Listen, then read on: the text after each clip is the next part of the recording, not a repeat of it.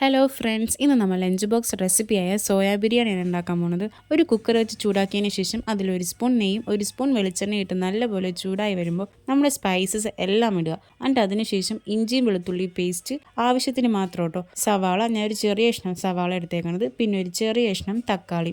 ഇതെല്ലാം ഞാൻ എൻ്റെ ഒരു കുഞ്ഞിൻ്റെ ഫ്ലേവറിൻ്റെ ടേസ്റ്റിനനുസരിച്ച് എടുത്തേക്കണത്.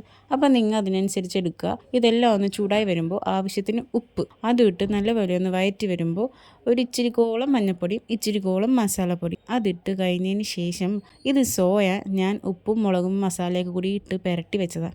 അതും കൂടി ഇടണം. ഓൾറെഡി ഞാൻ സോയ വെള്ളത്തിലിട്ട് തിളപ്പിച്ചതാണ് കേട്ടോ. അതിലാണ് ഉപ്പുമുളകൊക്കെ പുരട്ടിയത്.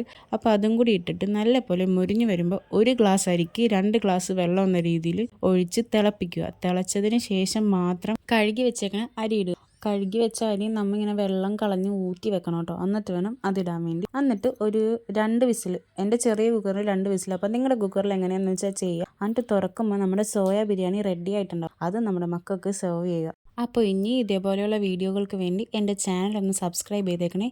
ബൈ.